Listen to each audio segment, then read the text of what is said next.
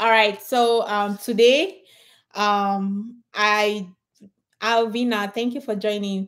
I just want us to quickly run through some questions that you will you can ask your interviewer during your interview. So this topic, why I'm inspired to talk about this is because lately my mentees go for interviews, and for some reason they don't take this very seriously. Miss Kwambi, thank you for joining. Yeah, they don't take this really seriously. And coming from an inside perspective, an insider, um, interviewing your interviewer is at least 20% of your interview. Interviewing your interviewer is at least 20% of your interview success. So as you go for your interview, you always want to be very prepared. You're not only prepared with going to face a judge and answer questions. That's really not what it is. You being prepared is, first of all, your approach to your interview. If you go for your interview and you're not ready to interview your interviewer, that only tells me the mindset you take into your interview. That only make me to think that, because if I'm an interviewer and then I'm interviewing a candidate and then it comes to the candidate's turn to interview me and the candidate's like, oh no, I'm fine, I don't have any question. Okay. I would first of all question your leadership capabilities. And then secondly, how do you see interview? You should be seeing interviews as, again, this is always, I always like to be very collaborative. Good evening, Osla. Thank you for joining. I always like to be very collaborative. So as I go through this thing, I don't want you to think that anything I say is built on stone or final. I also appreciate your ideas too. So please drop your thoughts on the comment section. Let's see what we can do. Yeah. So I would think that you see interviews as an exam, which is really not. Interviews really is not an exam. When you go for your interviews, I suggest you approach your interviews as networking opportunity. Interviewers love people who come ready to challenge them, not arrogantly though. So I hope you don't get me wrong. You're ready to challenge them by triggering their thoughts. They love people like that because they already know that you joining their team again as a servant leader, true leader, you will not be imposing nothing on nobody. While being able to do that, they also want to see that you're able to challenge the status quo.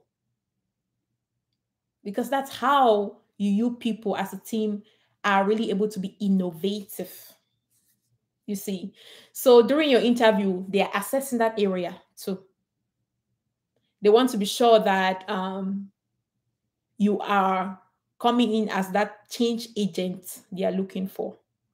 And how do you even successfully sell yourself as that change agent when you don't even have good questions for your interviewer? So yes, going for your interview, you have to be prepared to interview your interviewer, just the same way your interviewer comes and is ready to interview you. So for you to successfully go through that and have the right mindset to be successful, is you first of all seeing your interview as a networking opportunity. See your interview as a networking opportunity. Don't see your interview as you're going to take an exams and then you start having examination fever. Nervousness kicks in. You see, stuff like that. Nervousness kicks in. So, Ijoma, all right. One thing is that, just so you know, I'm not the one monitoring the email, but I would follow up with the person in charge and make sure that they figure out what you need. I'll take that as my action item. So I'm so sorry if there has been any inconvenience or something. Yeah, so I would want you to see your interview as a networking opportunity. Come to think of it, assuming that you met a new friend, acquaintance online, right? And then you all agree to connect, to get to know each other. That is an interview for you. I need you to go to your interview with that same mindset, like you're connecting to know each other. However, it is a professional setting. Yes. So the only difference with that is it is a professional setting, but it is a networking opportunity. It's not a superior and a subordinate opportunity. No, that's really not the way it is. For good organizations with hiring managers with good leadership capabilities, they will fall in love with people that come prepared to challenge them. Again, not challenging them arrogantly or coming across like they know everything. No, challenging them by asking them thought-provoking questions. And the line of questions will fall under two categories from an agile perspective, though. It will fall under two categories. You're looking to learn about the organization. You're looking to learn about the teams you'll be supporting. Those are really the two categories that your line of questioning will fall under.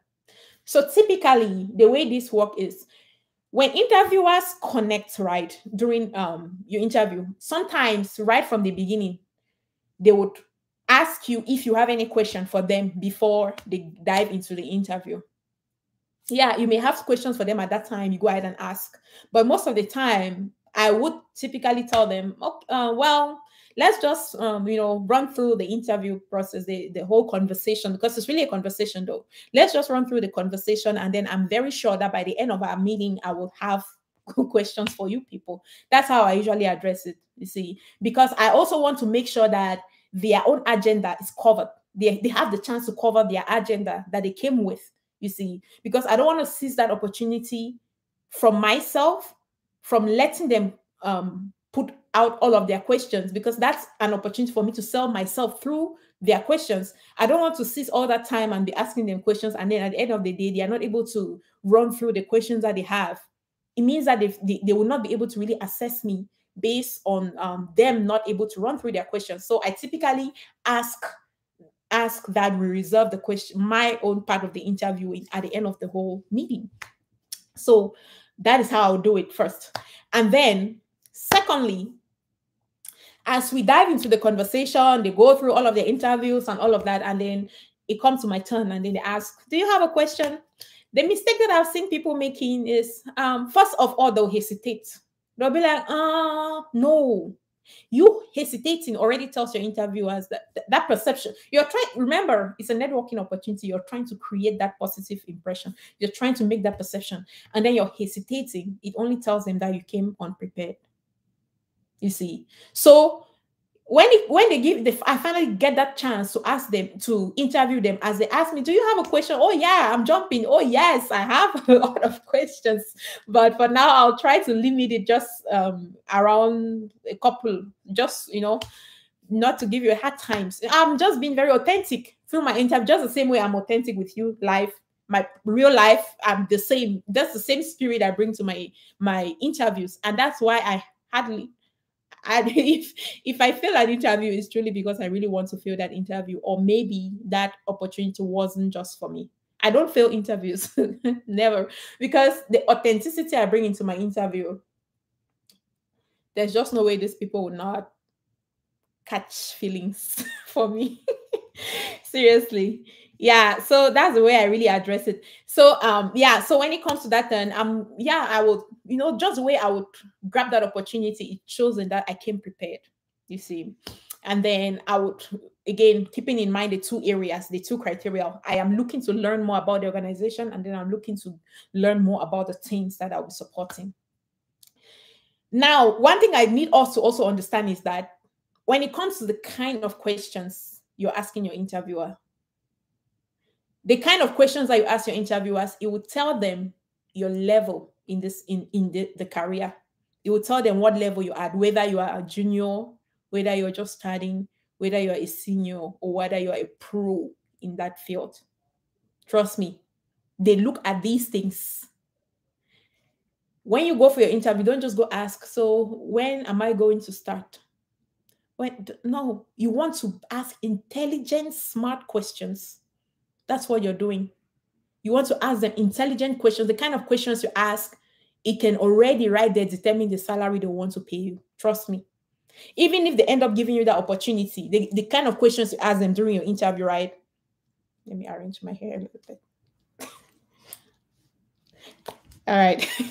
All right. So the kind of questions you ask during your interview, it will position you on what these people will be willing to give you. Because you know this salary thing, they give it based on your level of experience, based on your ability to negotiate, and based on these things. Yeah. So can the question come from the job description? Yes, why not? The question can come from the job description. Yeah. So on that to your question, HD, um that will fall under you trying to learn more about the teams you will be supporting, you see. So yeah, so to cut the long story short, the first part, you're trying to learn about the organization. So I will just list some basic questions.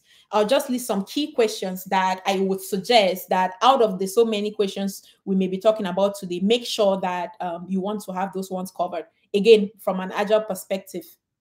Just give me a second here. Let me inform my people, my team, that I am here so that they can also benefit from this.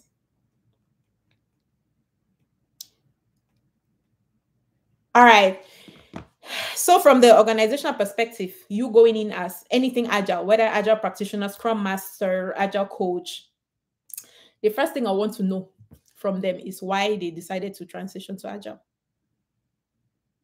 You know why I'm asking that question? The reason why I want to know why they decided to transition to the agile environment first is to be able to determine if I will suffer in that organization or it will be a great place to work. Organizations choose to transition for so many different reasons.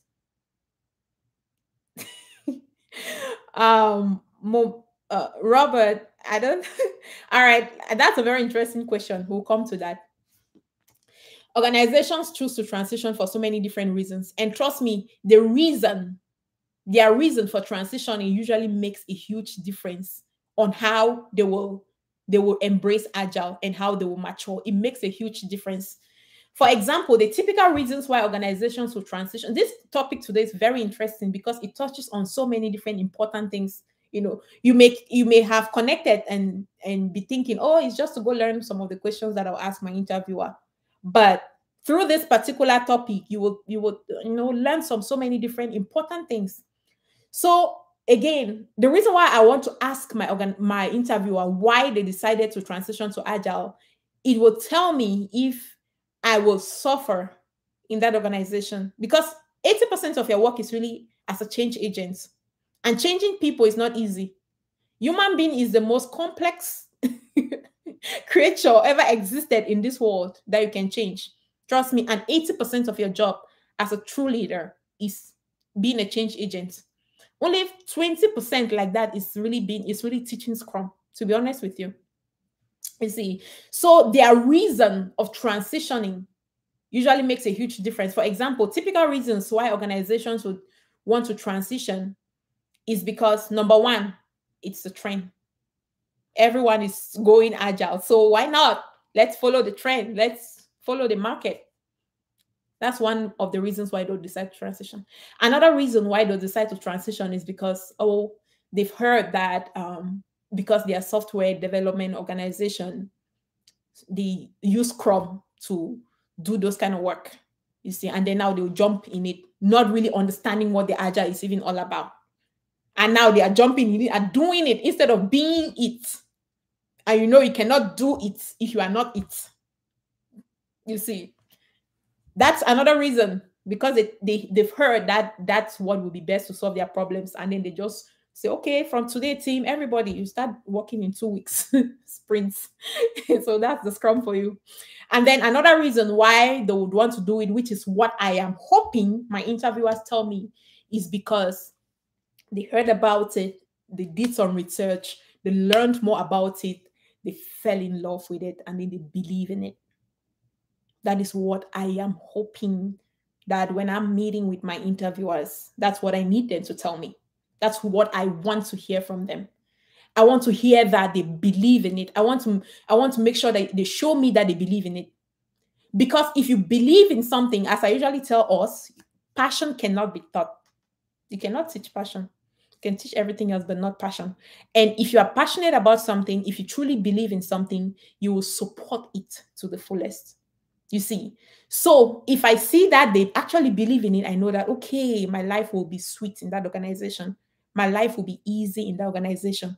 You will not join them and then they start seeing you as the enemy because you are trying to help them, learn and improve. And then they start seeing you as you're coming to change things for them. But they hire you to do this thing and then now they are resisting. So the reason on why they decided to do it in the first place usually determines if they will receive your message or they will fight you. You see, so I'm sure this is already touching on Robert's question on why are Scrum Masters so hated by the developers. Yeah, so again, we'll dig more into that. Yeah, so that's really one of the reasons, the best reason why organizations should transition. So I want to make sure that they tell me, I'll ask these questions. So if they tell me that, okay, I will start wanting to consider joining them. But if, for example, someone tells me, I really don't care about Agile, as long as you're getting the work done, I don't care. No. Yeah, we want the work to be done, but I need you to care because I know that if you care, you will support it. So that's one question. I would always want to know why they decided to go Agile. The second question I would want to know is, okay, based on the time you've been with the organization, how mature is the organization in their Agile journey?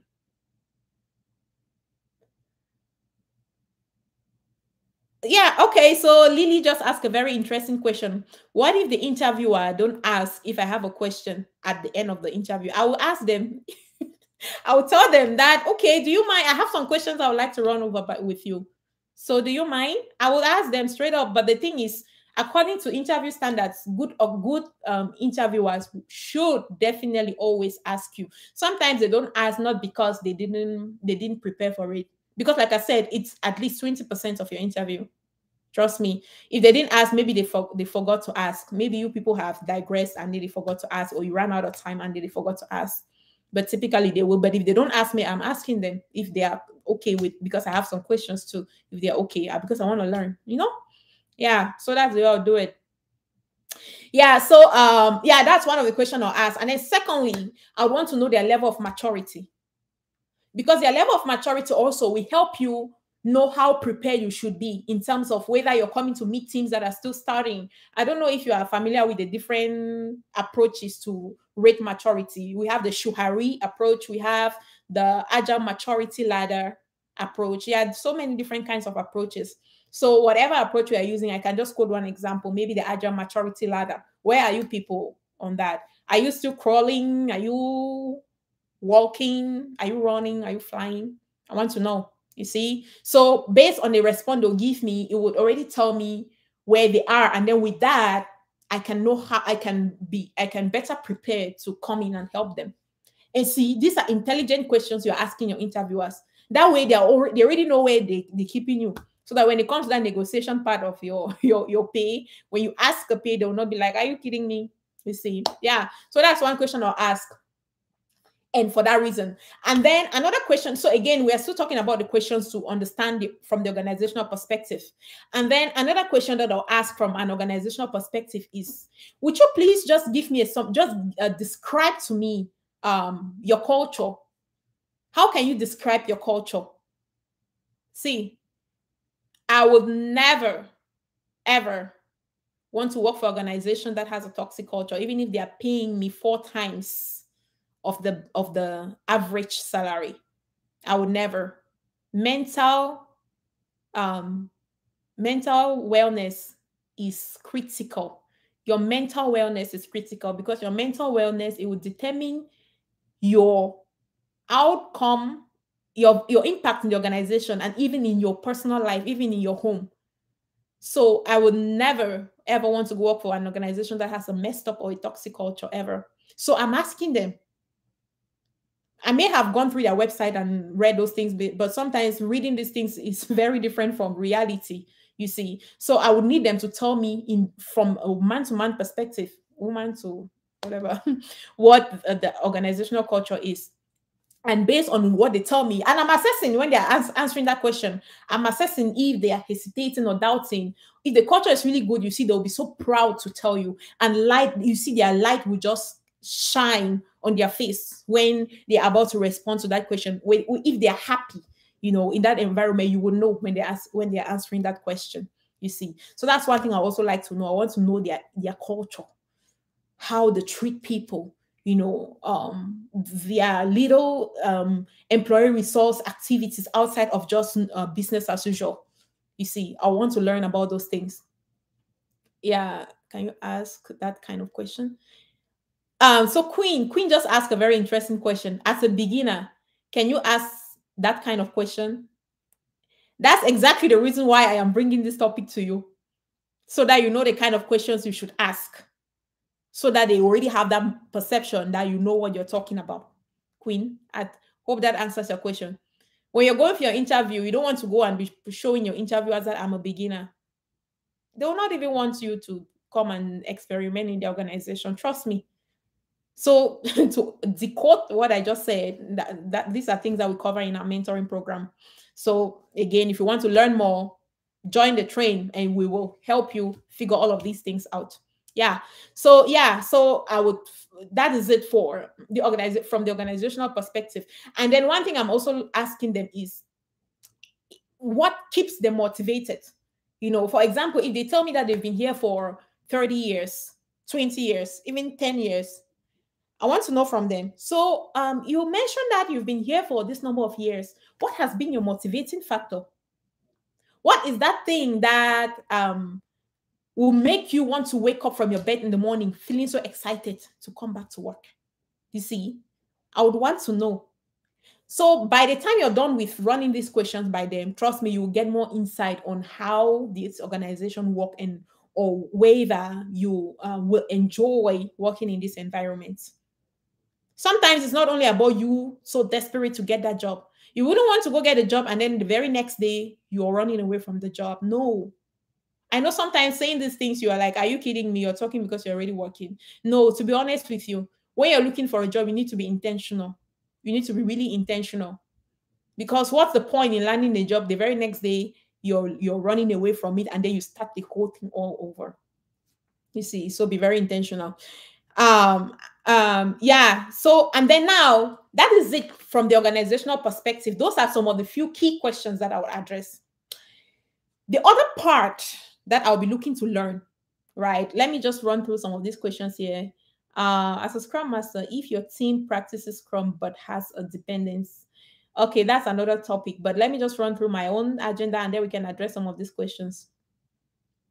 Uh, what if they expect someone to have read the culture in their website and answering them again? Great question, Julius.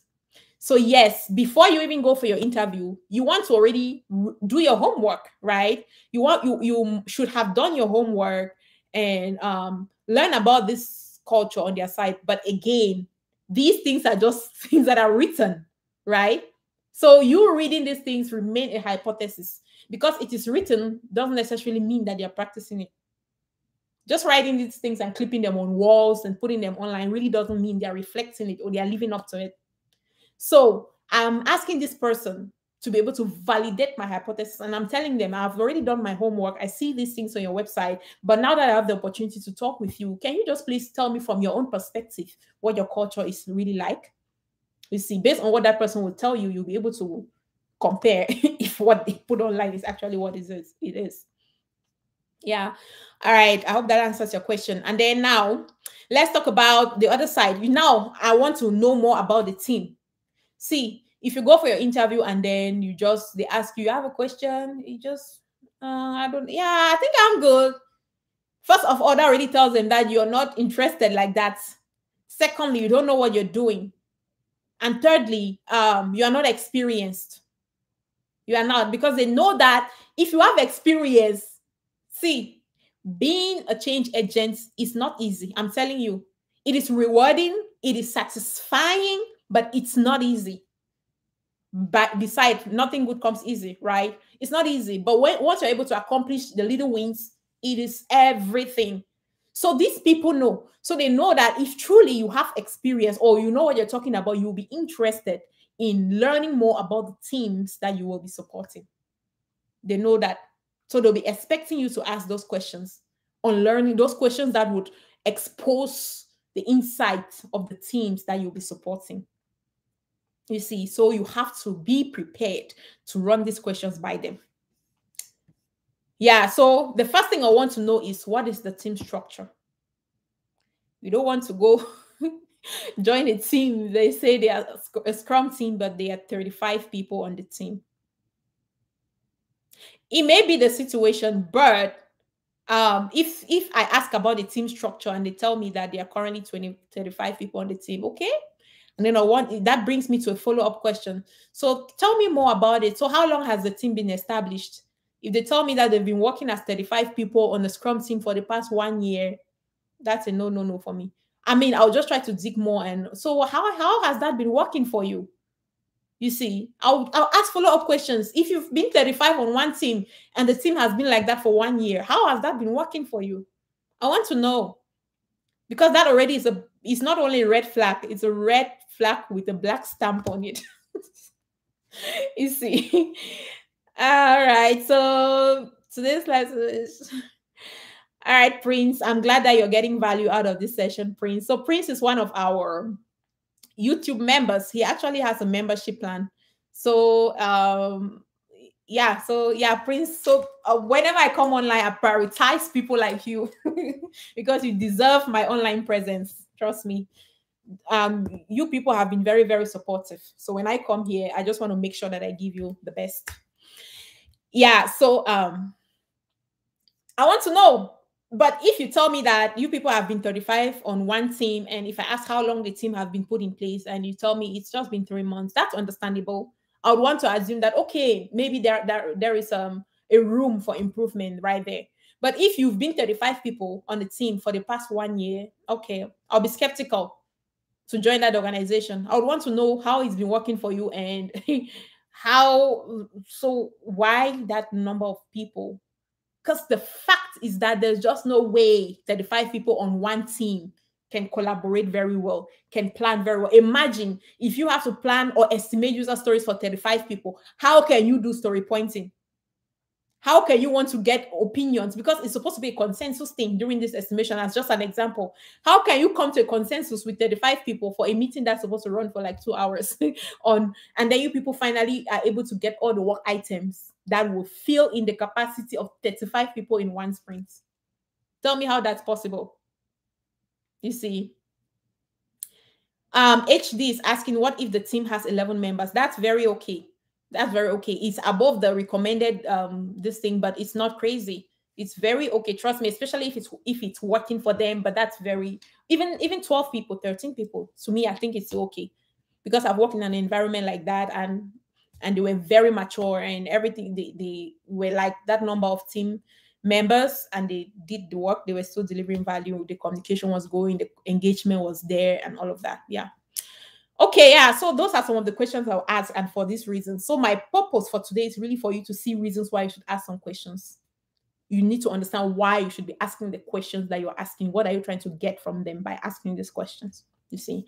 And then the other thing that I would like to ask is, okay, so what is your immediate pain point? You may have so many other problems. Or first, okay, let's keep the immediate pain point aside. What problem are you trying to solve with this role? I need to know why you're hiring for this role. You see, what problem? That way, it's already let's say if they point out some specific issue, a particular skill set that they're looking for, let's say if you know that you're not very strong in that area, it's okay. That already gives you a cue that, okay, you need to go work on this thing. You see, because usually, even if they give you that role, you typically have that 2 weeks before the start date. That's enough time for you to get going on some of these things that these people have told you during your interview. And you can only learn these things when you ask the right questions. For example, maybe they'll tell you that they are really looking for someone who can really help the teams run good retrospective, because right now they are really struggling with their retrospective. You see, so that already, if you know that you are not very good with retrospective, you already have the homework right there. You have 2 weeks. You know that by the time you join them, you must have brought yourself up to speed on how to facilitate a good retrospective session. So that's the reason why you ask the questions you ask. You see? Yeah, so I would want to know why what problem they are trying to solve with this role. See, and then another thing that I want to know is, what are your immediate pain points? If I ask you to tell me that magic want, right, one key thing, your immediate pain point that you would want to sleep and hope that they get resolved by the time you wake up in the morning, what would that thing be? You see, they'll tell me, and the reason why I'm asking this question is so that hopefully I get the job. When I'm coming, I already know what I will tackle to earn my credibility. You see, I already know the kind of things I'm going after to change to help earn that credibility. Because you want to earn your credibility, right? And you don't earn credibility by telling them that I'm credible. It's action. You see, you should. Yeah. Yeah. So you should really be coming in as a change agent, David. All right. And then the other question that I would like to ask is, what tool are they using? This question is critical. This question is critical. You know why? You don't want to be caught on surprise or by surprise. You don't want to be caught by surprise. Because I see that the tools that are the tool that is really common out there, everybody's talking about Jira. Not every organization uses Jira. Truly, not every organization uses Jira. At the same time, I understand that you cannot just go about learning all the tools in the world. You cannot go about learning Azure DevOps, learning Jira, learning Rally, learning TFS, learning all these tools. It's really not valuable like that, especially when you're still searching. Trust me, you really become acquainted or familiar with these tools by using them on the job. That's really how you learn these tools. That's why sometimes people will reach out to us and like, do you teach Jira? I'm like, are you kidding me? Well, I really don't say that, but I try to help them understand that they really don't need to. That's not priority. But regardless of what you say, they will still not get it. But when they finally get the job, they will get it, that you really don't need to focus on these tools, because you learn these tools as you need them. Even if they teach you Jira from now to next year, as long as you are not using it, you will forget it. Trust me, you will forget. So these people understand that. So the point is, you should at least be familiar with one tool. You should be familiar with one tool. So I would want to know the tool they are using. If, for example, I am familiar with Jira, right? And then they tell me they're using Azure DevOps, that already gives me a homework. It gives me something that I have to go make sure that I'm bringing myself up to speed with, at least knowing just having a summary of an idea of how this tool works, at least to be able to log into it. You see, so that 2 weeks is enough time for you to go get yourself familiar with these other tool they are using, if it's different from the one you are familiar with. Because like I said, you would commonly hear a lot of people talking about Jira, but trust me, not every organization use Jira. Some use Azure DevOps, some use Rally, some use version 1, some still use TFS. So Queen, I don't know the membership you're talking about. Are you talking about YouTube membership? If that's what you're talking about, just click on the join link. When you go to that button, which is near the subscribe button, there is a link there called join. Click on it and then follow the procedure to become a member. But if you want to join our program, whether training to become a Scrum Master or mentoring to land a job or be mentored to be successful on your job that you already have, visit our website. I've pinned a message right on the chat box. The first message up there, there is a link there. Just click on that link It will take you directly to our website, and from there you can read through the programs that we have and get started. It's really very easy. So, oh, before I forget, the next training session, Scrum Master training session, is starting on the 1st of February. So if for whatever reason you missed the January session, and for those who are part of the January session, they can tell you we've been having an amazing time learning as a family. It's been amazing. That's the best time in my life when I'm with my students. So yes, if you miss the January session for whatever reason, I'm talking about the level 1 program. If you're looking to be trained, having the knowledge and go sitting for your certification exams, or maybe you already have a certification but you're looking to refresh your knowledge, go out to our website, sign up to sit for the upcoming February session. It starts, like I said, it starts on the 1st of February, and you have to enroll in advance if you're looking to be part of it, because there are some assignments that you will need to complete before connecting for the first live class. Yeah, the training is 1 month, Queen. But the beauty of our training is that it is highly flexible. All of the lessons, all 8 lessons you're supposed to do to finish the program are already available as we speak. So immediately you enroll, they will give you access to your lessons immediately. All the lectures are already available. And then when we connect for the live class, the purpose for the live class is to network, build relationship, and then carry out real practice, like run the real daily stand-ups the way it happens at work. And then also, if you may have any question or concern or whatever from completing your lessons, we discuss them together in class, just to make sure you're perfectly understanding everything. Yeah, so David is asking, do you accept membership from UK? Yes, we have students globally. We serve students, our typical students who are located in UK, US, Canada, Belgium, Australia, Germany. Yeah, if I'm not missing any. Nigeria, India. Yeah, those are the typical areas that we serve. Yeah. All right, I see Maureen online. Maureen, yeah, please, you help me go ahead and answer all the questions regarding level 1, because Maureen is currently part of our program. So yes, you will you will be my admin today to help you with those questions. Thank you very much. Okay, back to the topic. Yeah, so that's it for the level 1 training. It starts on the 1st of February. If you're looking to enroll, don't hesitate. Don't keep thinking. Don't keep contemplating. Don't keep procrastinating. Trust me, it's still very early in the year. Bless yourself with investing yourself. Bless yourself with that. Don't keep hanging onto your past, which is already you're not comfortable with it. That's why you're even contemplating on switching. You see, don't hang on to it. Sacrifice it. Focus to build yourself to achieve something greater.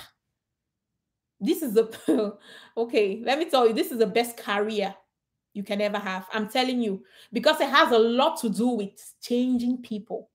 It has a lot to do with impacting lives. It is very rewarding. It is very satisfying.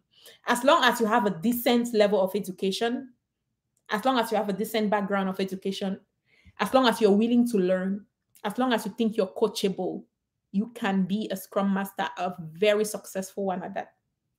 Okay, so go through our website, reach out to us, and then we will help you get to that point. All right. Okay, yeah, so back to the questions.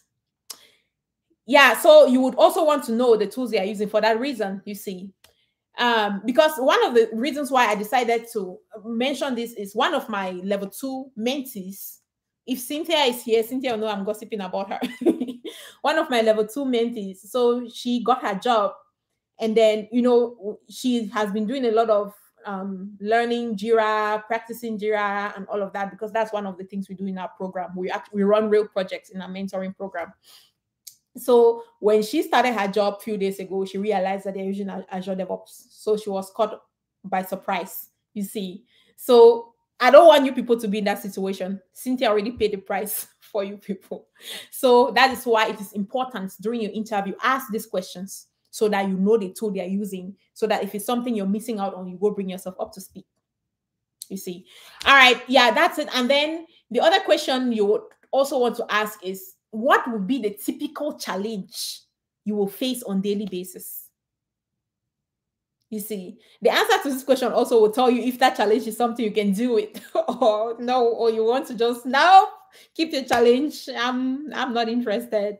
You see. So yes, you would want to know the typical challenge that someone in that role will be facing on daily basis. I asked an interviewer this, and the interviewer said resistance. Serious resistance from leadership. That's the most scary one. If leadership is resisting, that's the worst thing. If it's middle management resisting, that's very understandable because that's typical. If team members are resisting, that's understandable. That's typical. But if leadership, upper management is resisting, trust me, that's a big problem. You know why? It means that they have a very faulty foundation. It means that already tells us that they did not formally go through a transformation process. Now they are just bringing in these people to do Scrum as opposed to being agile first. Trust me, you joining that organization, you will leave it halfway. You will be stressed. You'll be burnt out. You'll be frustrated. I'm telling you the truth.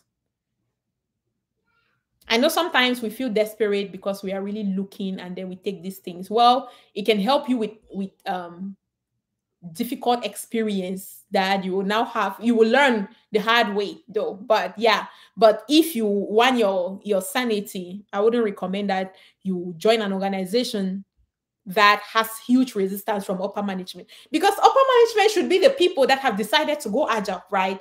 It means that they should be supportive of it. That's why, again, this brings us to the very first question on their reason why they even decided to go agile. But if it's middle management, it's usually understandable because they have so many different reasons for resisting.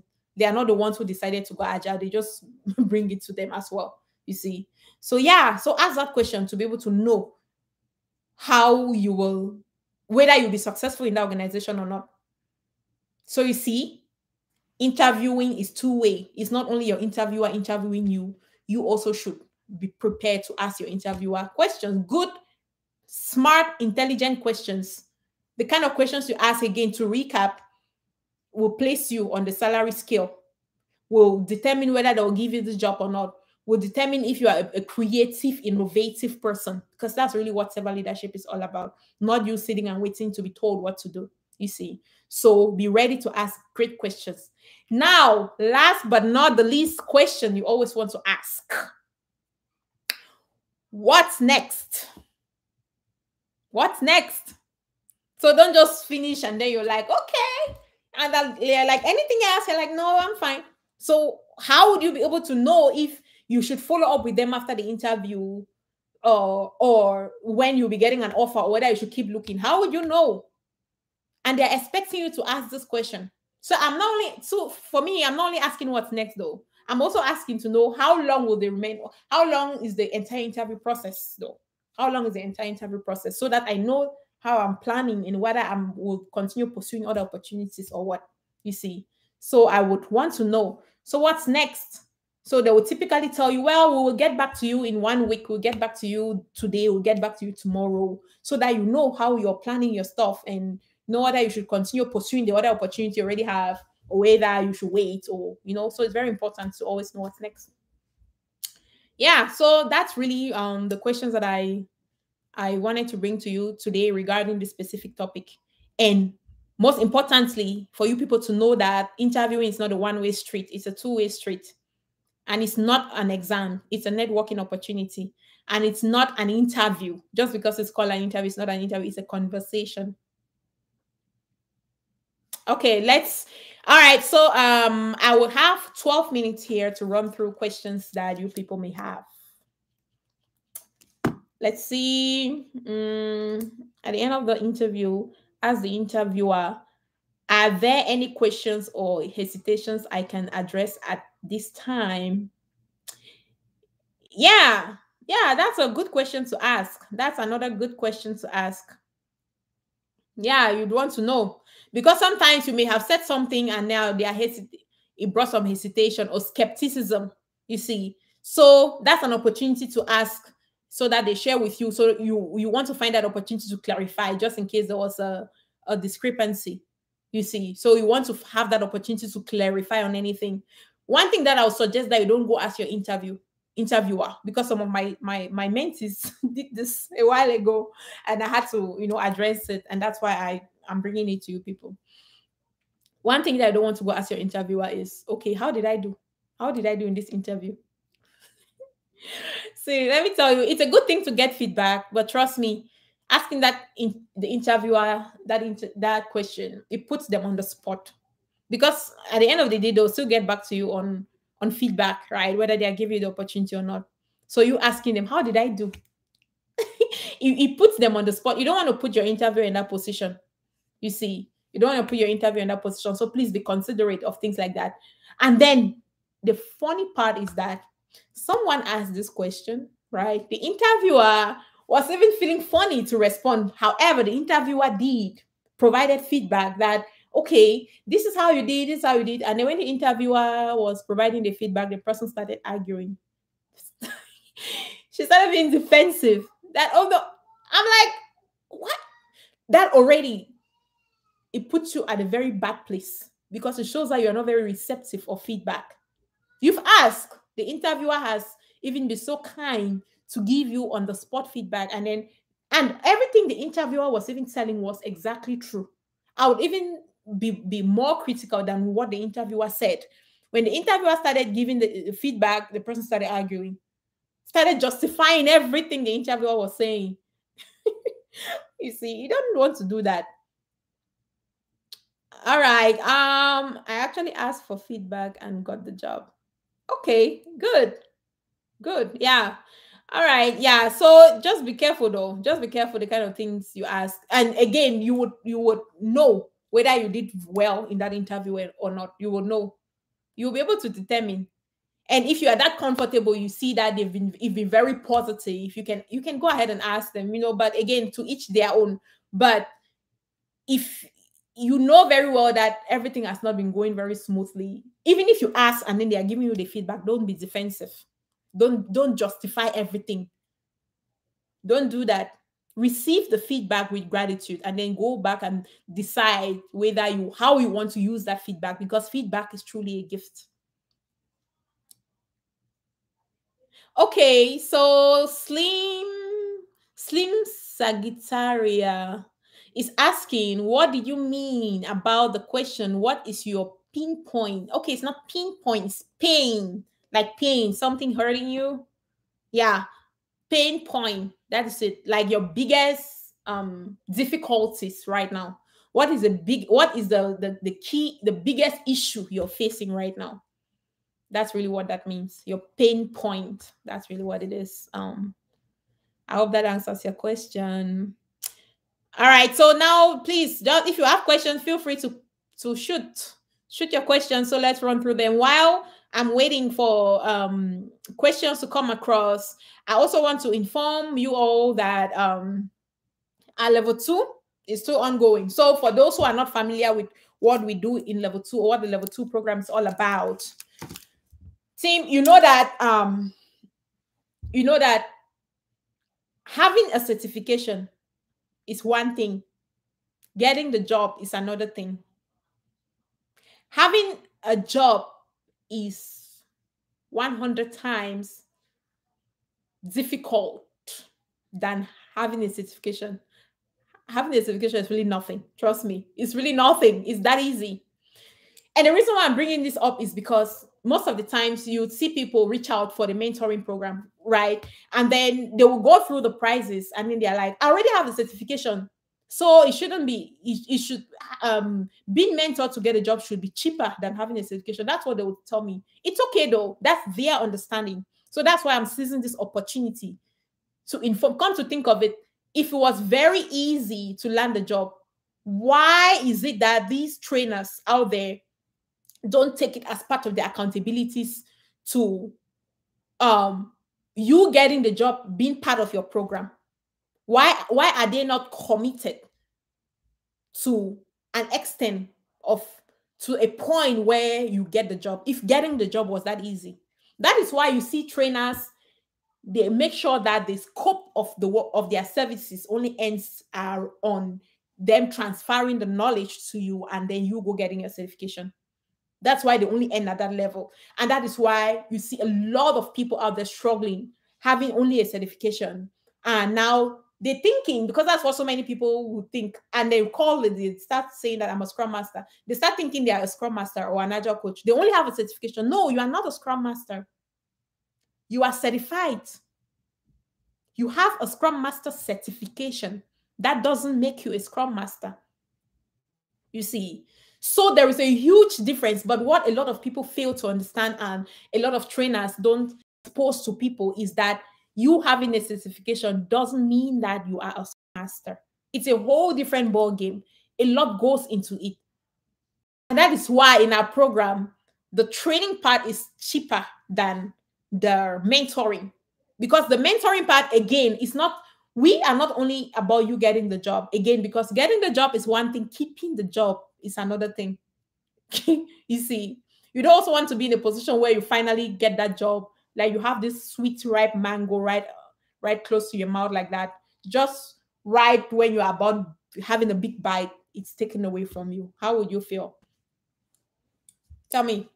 That's why our program is really designed to, we don't measure success by the ability of our mentees getting jobs. No, that's not success to us. To us, success is your ability to be impactful on your job. That's how we measure success.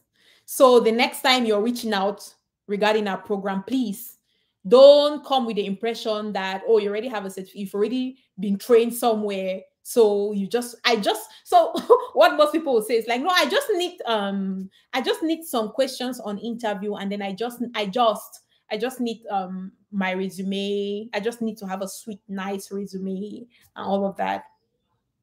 No, you don't even know what you need. That's the thing. That's why you've been searching for 2 years. That's why you've been searching since 2016, since 2019, since 2020, since 2021, the entire 2021, you've been searching and you did not get the job. That's why, because you don't even know what you don't know.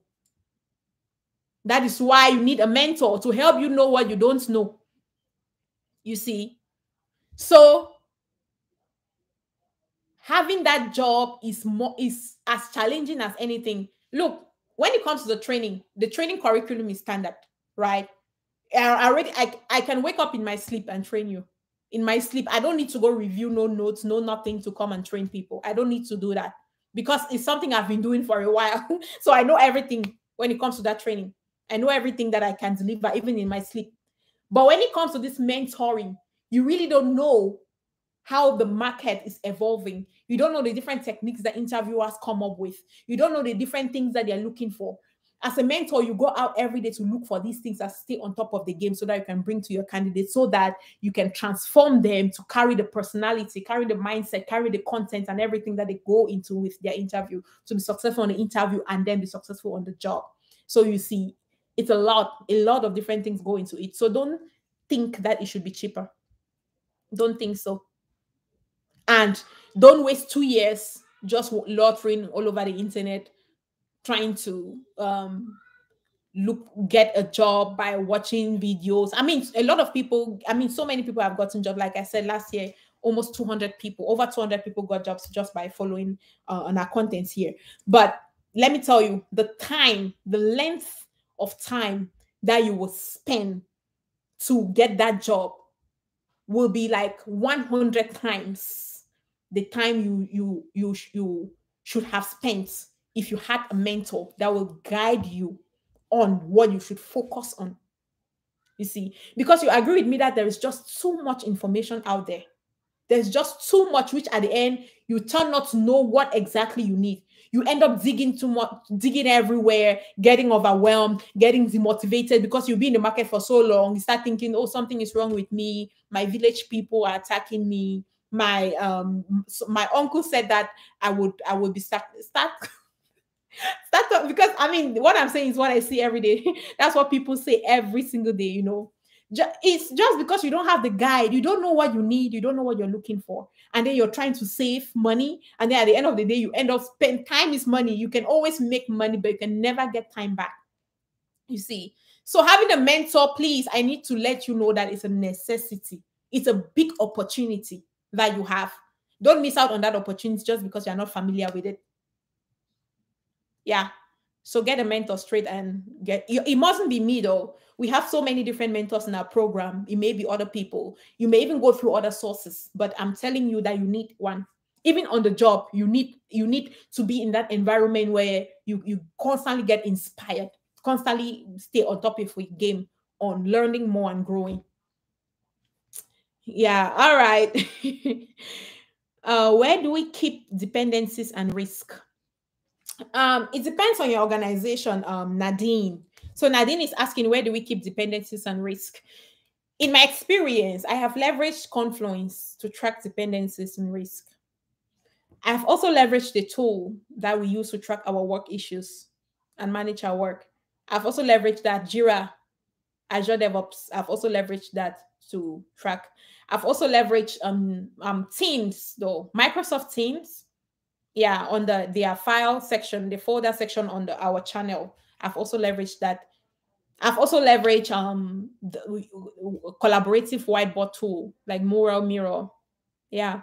So it depends on what you're comfortable with and what your organization is going by. Uh, Wahab, it's Nigerians that are always saying my village people are after me. Well, I don't know about that, but I get that a lot though. I get that a lot. You know, people will call and they are so demoralized and they're like, I just don't know what's wrong with me. They start telling you some story about when their village, when they left village, and start connecting all these things. It may be true, but trust me, 95% of the time it has nothing to do. I'm telling you.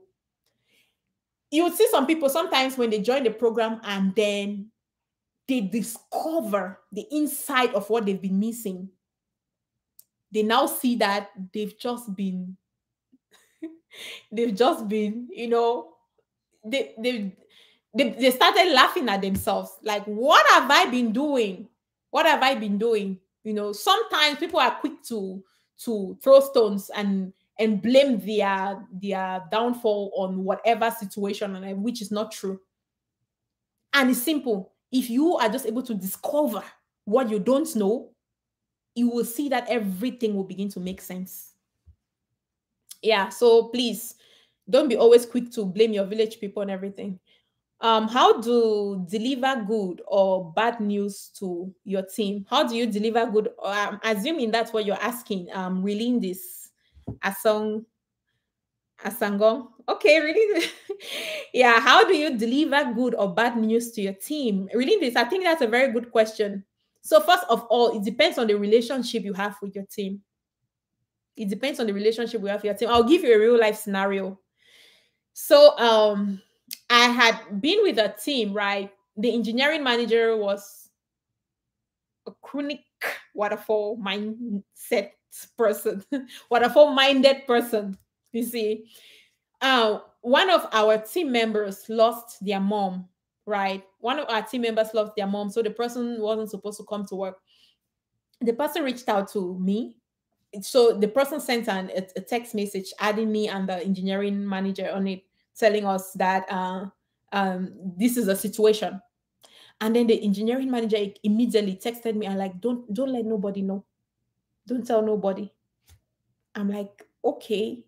But I understand that's typical for for this waterfall background people because they have this secretive tendency. That's the way they've been trained. That's just the way they've been designed or wired to function. So they have this secretive tendency. They just hide everything. New team members joining the team, they're hiding it. People leaving the team, they're hiding it. I'm like, in an agile environment, that's not the way we do it. We go through stuff as a family. We go through good times as a family. We go through bad times as a family. Everything as a family. That's the way we do it. That's the transparency we are talking about. Openness we are talking about. You see. So that particular situation where our team member lost the mom. I wasn't able to come to work. So when the person told me that, oh, don't let nobody know, I'm like, okay, why? I like a lot of why questions. I'm always asking why. So I'm like, why? The person's like, no, well, for no reason, just that we don't just know how they will react to it. I'm like, this team member is a family member. At this point, I believe that that person will appreciate support from their peers. So I believe it would rather be a good thing to let the team know what our other team member is going through, so that it's not even all about the support that they'll be getting. It's a whole lot about them being able to accommodate the person's part of the work that they were supposed to be doing. I was in the middle of the sprint. So they are supposed to know these things so that they can figure out a way to accommodate that person's part of the work and give the person support as much as possible, because it's a family, you know. So I explained this thing to this person, and the person was like, okay. The person only said that just because I, I was on top of it. But moving forward, the person will still continue doing the same thing. The person was engineering manager, So yeah. So I think it's just simple. Just tell the team what it is. We even lost a team member last year to COVID. The team member even died at work. You see, so it's just simple. So when the atmosphere is conducive, just talk to them. And one thing I'll do is that I don't deliver news like that using text message, or my thing is running down. Using text message or email, because we are a family. So let's say during stand-up, the stand-up is over. That may be my parking lot item. I'll just tell them that, team, I just wanted to let you all know that this has happened. This is a situation. Please, this person needs support right now. If you're able to reach out and, feel free, give them the go ahead. If it's okay, that is, make sure I confirm with the person first. If it's okay, please feel free to reach out to this person. And, that's how I'll say it. That's simple. I'll talk to them like that. And then together we'll decide how we want to support that person as a team. That's it. It's really simple. All right, so Siri Gildas is asking, is there a difference between a bug and a defect? Really not, though. Really not.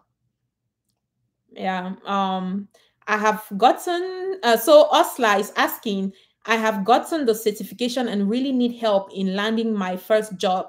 Do you take installment payment? Yes, we do. So we have people in charge of that. My own area is to deliver content, mentor, coach people. So Osla, what I would suggest you do is just see the message on the pin there, go to our website, from there, just get our email and just send us an email and request for the manual enrollment form. It has all the information regarding instrumental payment. They will gladly send it to you like immediately, and you go from there. Yes, we do instrumental payment. Prince is asking, this session is very impactful to me. Thank you, Amelia. You're very welcome, Prince, and thank you so much for your consistent support. Consistency is the key word. Thank you so much for being consistent. I appreciate you as well. All right, Mustafa is asking, please, if an interviewer asks, how would you go about transforming or coaching a newly formed team from a waterfall to agile? Yeah, that's a very valid interview question. So first of all, what I would do is I would attack their mindset first. That's what I would do. I'll assess their mindset first and then see where they're at from a mindset perspective. That's the being agile part of things. Based on where they are, okay, I would determine if I have to close that gap on mindset. But because if they're coming from waterfall, yeah, that mindset should be something we want to deal with first, so that when you start doing agile, it will run through smoothly. So I would go through, covering what agile really is with them, focusing on the agile manifesto and then the Scrum values. I go through with that, set clear expectation with what we expect to accomplish as a team, what we expect of each other, and stuff like that. That's how I address that, you see, and then continuously monitor progress based on the agile maturity ladder. That's what I would do. Continuous follow up through mentoring, coaching, ad hoc trainings, facilitation, advices. That's what I would do. That's how I've transitioned my teams. All right, Father is asking, Father Abraham, I'm in Nigeria, relocating to UK in 3 weeks' time. Congratulations, Father Abraham. I'm a newbie. Please, what is your advice on how I could start and build to become a Scrum Master? We have everything set up in place for you, Father Abraham. Whenever you're ready, just shoot us an email. But I strongly recommend visit our website. I think you, as a starter newbies, you will need level 1 and level 2. That's what you will need. You need level 1 and level 2 to be trained, get a certification, be mentored to land the job, and be successful on the job. You will not need level 3. Level 1 and level 2 is what you will need. We have everything covered for you, Father Abraham.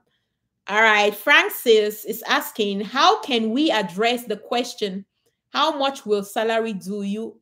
How much salary? I'm assuming this is what you mean.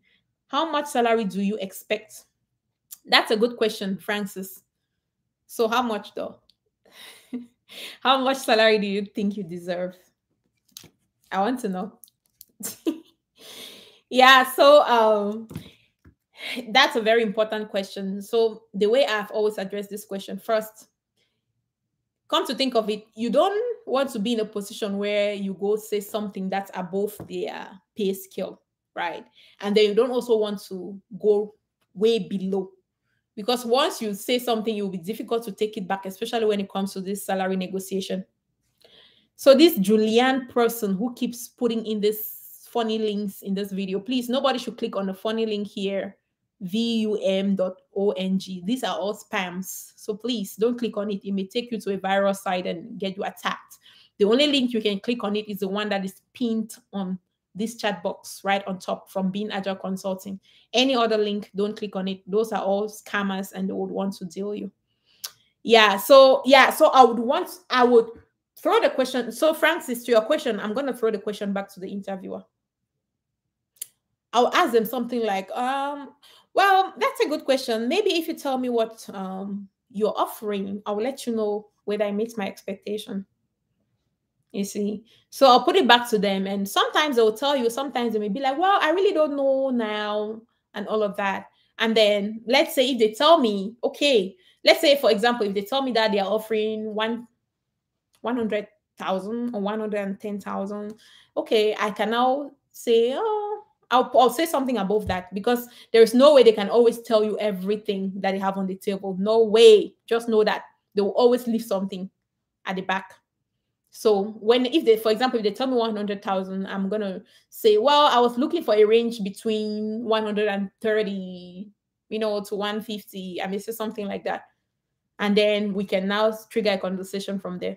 And then I will give a wide range. I will not want to give a close range to a point where I'm not able to negotiate anything outside of that.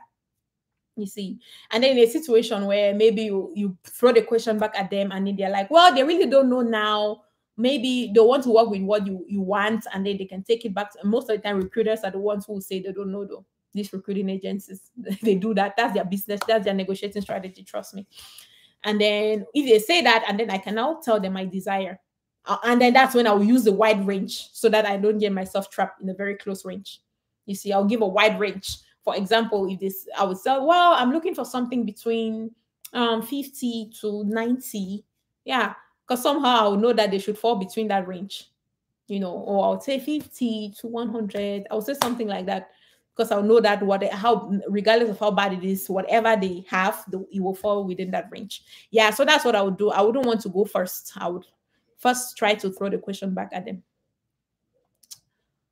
All right. So, Ogia, for you, how will you work with an experienced team versus an unexperienced team? Okay, that's a very open-ended question, Ogia. Again, seeing yourself as a change agent, right? Seeing yourself as a change agent, you are really there. You are assessing because you just don't jump into an organization and start doing things and start changing things. No, they understand that. They understand that. I mean, sometimes they don't understand it, but you have to help them understand that this is not how it works. You want to first be able to assess and see their level, and then you know how to help them based on the gaps you're identifying. So there is no rule or standards that you have to follow if a team is experienced, and a rule or standard that you have to follow if a team is not experienced. No. That's the beauty of Agile, the flexibility of the things you're supposed to be doing. Your role is not routine like that. The only routine in your role is the events you're facilitating. Outside of that, everything else is you observing, identifying gaps, and coming out ways to close the gaps. So yeah, based on your observation, the problems they are facing, regardless of whether it's a mature or not mature team, you will now come up with ways on how you want to help them close the gaps through mentoring, coaching, facilitation, and training. That's really how you go about it. I hope that answers your question. Julius says, salary cost, my last job. I requested 93. per hour, and the company told me 75 max. They were so interesting and promised to reach out. Until now, I haven't heard back from them. Yeah. So you know why they would do that? The reason why they would do that is because that's exactly what I'm saying. If you go give a range that's above their scale, they would there the tendency for them reaching back to you is very low. The reason is because they know that you've already that's where you are, and if you see another company that's offering that, you will run away. That's why. That's why they do that. They don't want to go over this hiring thing over and over. So they'll just prefer to go with a candidate that is within their range. And how do you know their range? Ask them. Let them tell you first, and then you know how to place yourself. All right, David J says, here in the UK, they will ask you how much are you getting where you are now. In the US, that's illegal. In the US, that's illegal. Yeah. All right, PK, what is the success rate when it comes to your students getting jobs? Have you had people struggling to get jobs for a long time after the training? Well, I really don't know what happens to people after the training if they don't get into our level 2 program, though. I really don't know. I hardly really follow up like that to know whether, oh, you've gotten, we train a lot of people. So I cannot, I don't take it as a commitment to want to follow with, unless they will come back to me and tell me that, oh, Karen, I got a job, I'm happy for them and all of that. But I don't take it as a commitment to follow up with them, whether they've gotten jobs or not. But the ones that get into our level 2 program, most will do. Yeah, I would know definitely. So to learn more about our success rate, there is a live that we did. I think that was the 31st of December, the year end live we did on the 31st of December. So please, I can share the link later. Just go there. You will get all details on how we did. You will get all the details on how our performance for last year, all our details on performance report. You can get that from there. PK, I hope that answers your question. All right, team. I think I have gone 16 minutes over. I just want to make sure that I got all the questions addressed. HD says the project is delayed 3 months, has lots of dependencies based on old technology. So project delayed 3 months again, first of all, that tells me that you people are doing Agile and not being Agile. That's really what it is. Because if you're being Agile, you would know that you have to incorporate Agile. So I'm trying to address HD's comment. HD says the project is delayed 3 months and has lots of dependencies based on old technology. Do you find this appealing, challenging for you? Have you worked in the similar situation? Yeah, these things are common, but like I was saying, if I'm already hearing timelines, project is delayed 3 months, already that tells me that you people are not Agile. You're just doing Agile. You're just, practicing those frameworks. Because if you are Agile, you will go through that formal transformation where from leadership top to bottom, they will understand that they will have to integrate the Agile way of working into their strategies. You see, and doing that, they will become empirical driven as opposed to the reverse. They will not be doing reverse work. They will be doing work based on predictability, which means that they will be using data that they've gathered from previous work. They will use that to plan their future work. That's the empirical we are talking about. Instead of doing the waterfall way where you will go sit down, plan, set timelines, and then when team members don't achieve that, you say that they failed. No, that was your timeline, but that's not the reality. So the problem is not even your team. The problem is the organization.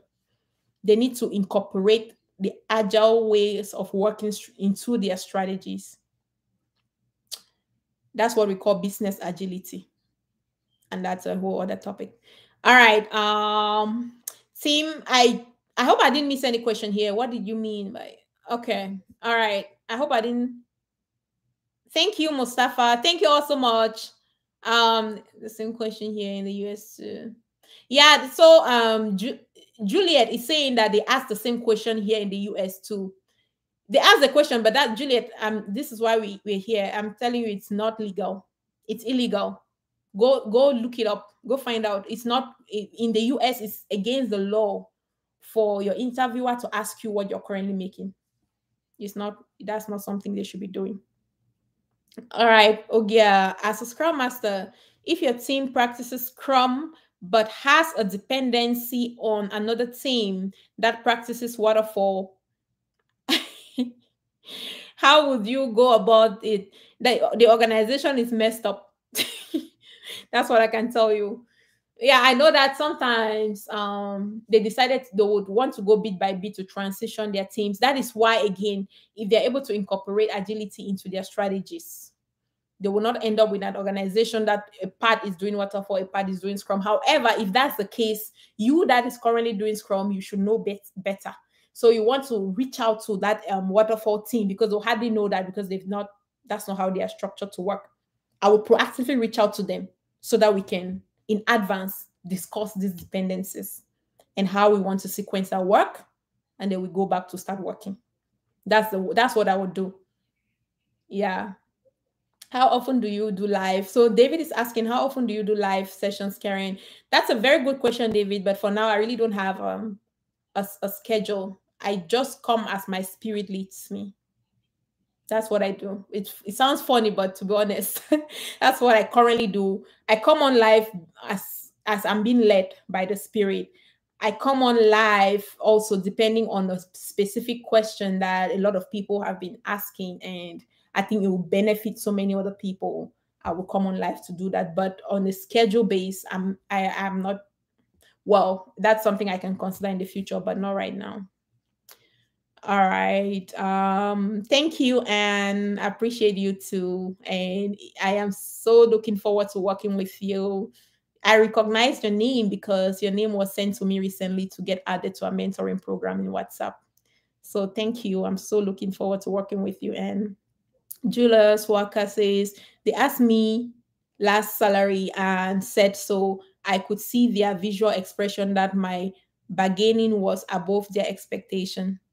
Yeah, so it's see, information is power. I won't lie to you. Knowledge is power.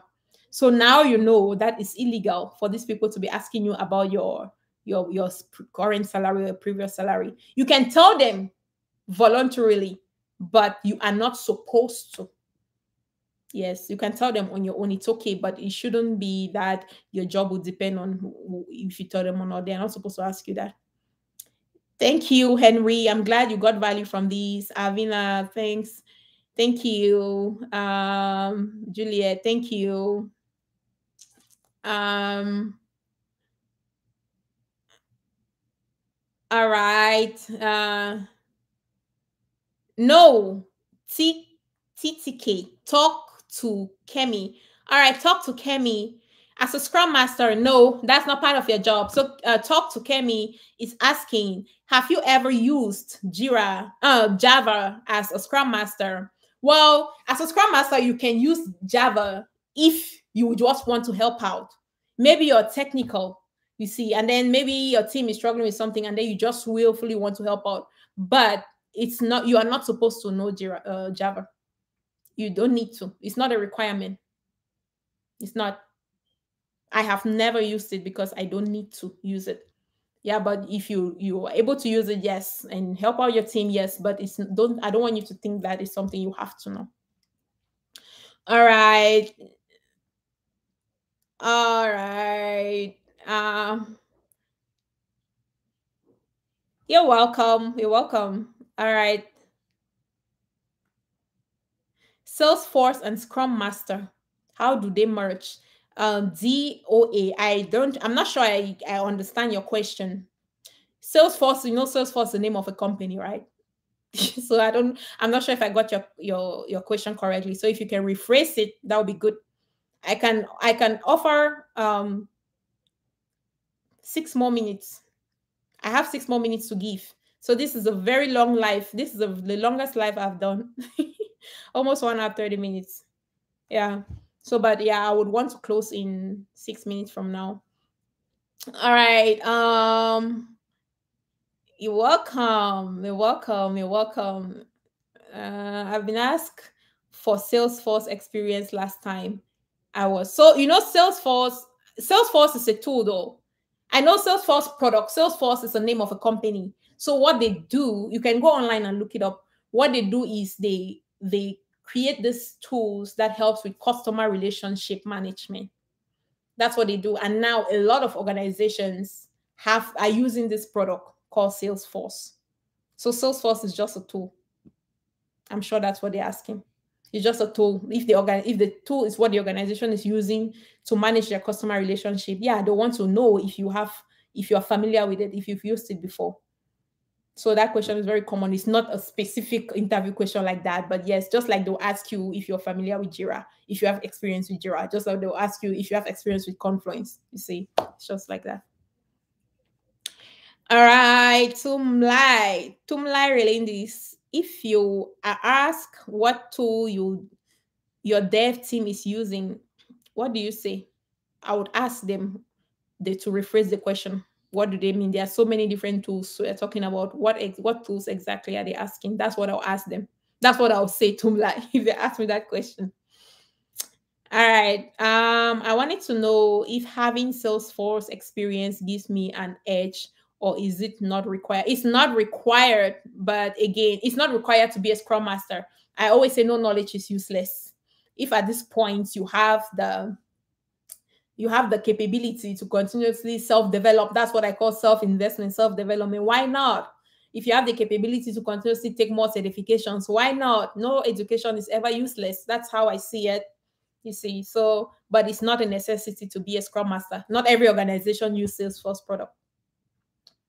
All right. As a Scrum Master, how you can improve the velocity? You cannot improve velocity as a Scrum Master. First of all, that only tells me that maybe you still need to go learn more about what velocity really is. As a Scrum Master, I cannot improve velocity. You can only help bring transparency, visibility around that. You cannot improve velocity. It's just really what it is. So this what I just said may open a lot of thoughts in your head. So that is your assignment. Now I'm acting like I'm in with my students. I say this a lot, Junior. That's your assignment. That's your homework. Go learn more about what velocity really is, and go dig more about what velocity is and what it's used for. You can also say Azure, DevOps, Slack teams. Well, again, I would like to know what exactly they mean by that. Are they talking about the programming tool they're using? Are they talking about tools used to track the progress of work and manage issues? What exactly are they talking about? I want to know so that I know, make sure I'm giving them the right answers. So if they ask me again, back to your question, if they ask me what tools does your developers use, I'll ask them to give more insight on the context of that question. So I have 2 more minutes, but 1 second. Let me just switch on my light here. I will be right back. Excuse me.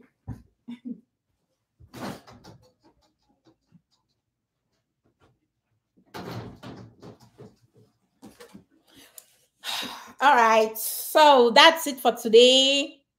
Yes. On books to read, you can just go to the description box on this live. Chinwe is asking recommendations on books to read.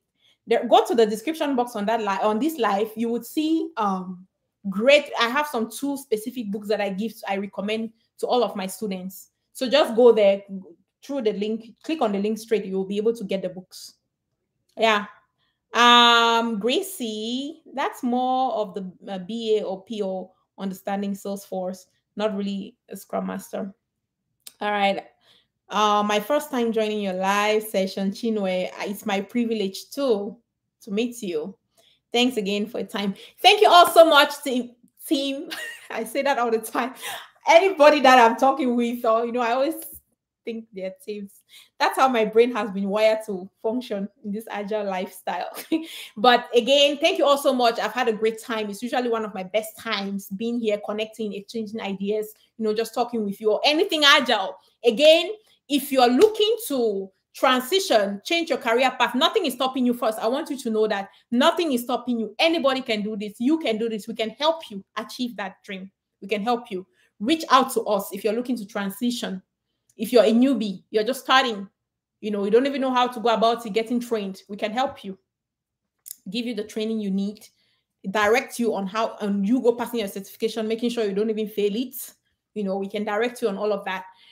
Contact us. The next session, February session, is starting on the 1st of February. Go through our website, go to the description box or the chat that is, hang up there.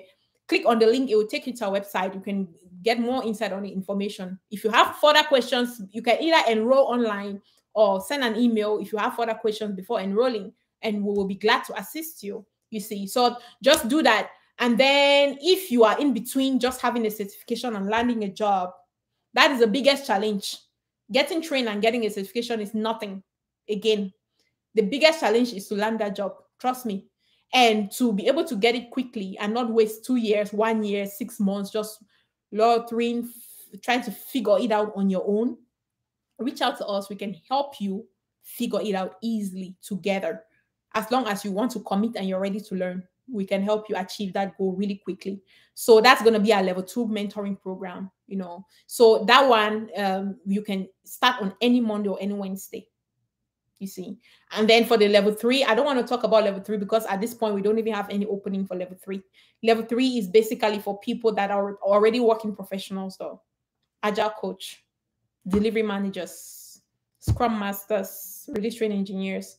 So they are struggling with their jobs, and then we help them. We just help them to be very successful. But again, at this point, we don't have any opening. Our only other availability would be from the 26th of February. Yeah, that's the only other availability. That's always very backfilled. So reach out to us if you want to get your job. Reach out to us, we can help you. If you want to transition, you are still a starter, reach out to us, we can help you. Again, thank you all so much. It's been an amazing time, and have a great rest of your day. Bye.